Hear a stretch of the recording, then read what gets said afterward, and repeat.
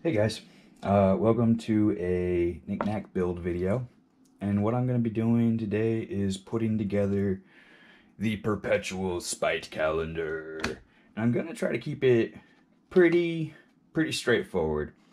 I'm going to go over a couple little things, and I've already laid out all my parts, and I've sorted out a bunch of my little pieces all over the place, and you might want to do the same thing, like pre-build all of your pins and make sure y'all's are going to be numbered already if you score them, so it'll be helpful, and they're going to line up with the corresponding slots. But let's get started. So the first thing we want is the back piece, this little guy right here, and we're just going to take that, slap it down, and next up, shut up phone, is going to be the big old back piece. Yes, there's two of them, and there's a reason for that. But let's get these lined up with the slots, and let's pop in the pins into the corresponding numbers. So pin 2 is going to go right here, and we're going to just struggle. There we go. And once the first pin's in, everything's going to line up really well. Pin 1, we want to make sure that they're positioned correctly. Tall parts up. Make sure the numbers are legible. Mine are upside down. I'm sorry. When you do yours, everything will be in the correct spot. So you can... What is going on? There we go. Like I said, once we get these first pins in here, everything else becomes pretty simple, because they lock everything in place, magically align things. All right, so we've got the first 3 pins in. 2 and 3 are the same. 1's a bit unique, so make sure you put it in the appropriate slot. All right, so next up, we're gonna add the spacer. No extra plus cross sign. Now, these are gonna go on top of all these pins. Yay! Next, our big old outer number wheel ring. Right on like that, and it spins. All right, and next up we're gonna add the other 3 pins, and these ones, 2 of them are the same again, and 1's a bit unique. 4 is the unique one, and it's got lots of extra little bumps and ridges to separate out what we need to separate, and we're gonna want to put that one in spot 4. Now, if you want to put the gears here for this part, you can. They do work.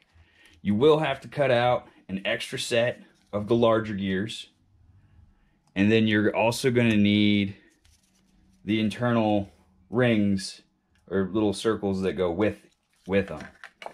And if you want to do this, put the gear ring in the bottom and put it in there, and then put the gear on top, and do that for all 3, and they spin beautifully. Like I said, I've got this working nicely, but I don't have the extra gears, and you can't even see them spinning in the background. You can't see them, so I'm just gonna forgo that.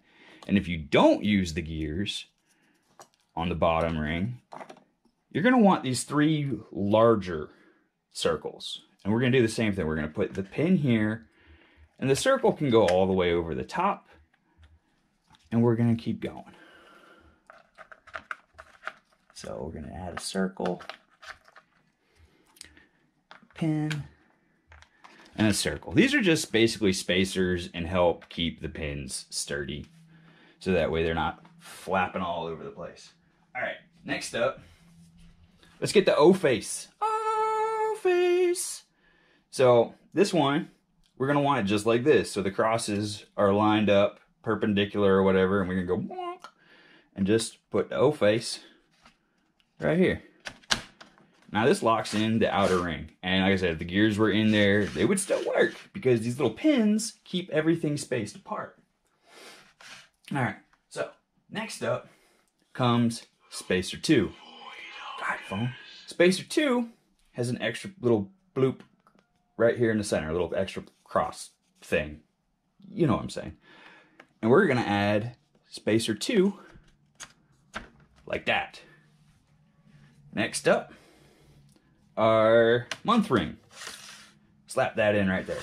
All right, but what we're gonna do is we're gonna add the gears to this one because these are visible gears and we can see them and it's gonna look neat. So we're gonna take our larger gears and our central circles, and we're gonna put our central circles like such. And they just act as the brace to keep this thing from really sliding all over the place, and they actually rest, or nest or whatever, right on the layer below. So with these three, boop, boop, I made these ones out of cedar, so they look reddish and like eyeballs almost. All right, and there we go. Now, we need to keep everything in place. So let's get our crazy scorpion pinchy plate. Maybe it's a spaceship. I don't know.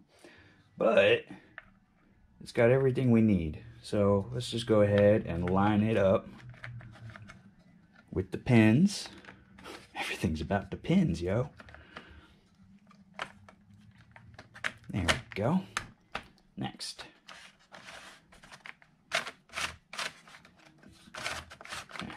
Cool. All right. So the next piece is going to be this weird little brackety brace thing. These two parts don't actually line up with these. They're a little bit narrower, and that's to keep everything compressed and nice and tight.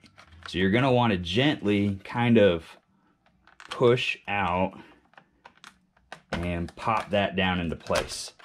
And I mean, maybe you can't see. When you're doing it, you can feel it. It grabs it real good and keeps it nice and tight.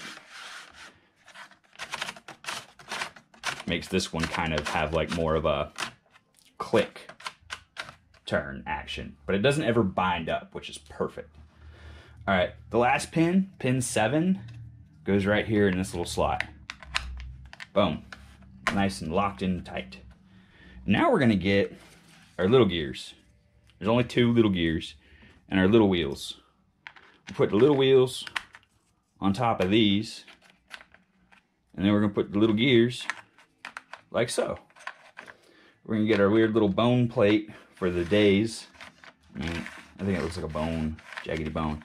And honestly, I decided to not keep it from wiggling because I kind of like how when it's to the far left or right, it just hangs and looks crooked. But that's me being weird. All right, and we're going to secure that with this. Boom, locked into place. And the last thing we do to bind it all together is put these little doodads on. Now, I'm still undecided on exactly which ones I want to use. So I got these weird little eyeball looking ones that I like, and I just pop them here and there. And then I was thinking maybe you guys can cut doubles and do this. You know, you can put these there or put 4 of them there. Maybe you put one of these here and you cut out another one. But okay, you get it. I don't really know how I want to do the last 4 pieces, and I only have 3 cut out. But what I'm doing is like that, or maybe like that, and then the same thing like that. I just think it looks nice. But once you put these last 4 pieces on, just put a little bit of glue on the bottom of them. And that's literally locking everything together. Except I'm a dummy and I didn't tell you to do this. The first 3 pins, you put glue, focus, there we go. We put glue on this backboard. Actually, you could just do this at the end too, now I think about it. Yeah, you just take this back piece off, put glue on it, and put it back on. And with the glue on these 4 pieces, it's never gonna come apart. That's it. Don't put glue anywhere else. Otherwise, you might end up with a static calendar of spite, which would be pretty spiteful. But I'm glad you guys took the time to sit here and listen to me and watch this. A little bit longer than I wanted, but there we go. The Perpetual Spite calendar thing is put together. Good job. Get you a beer or something.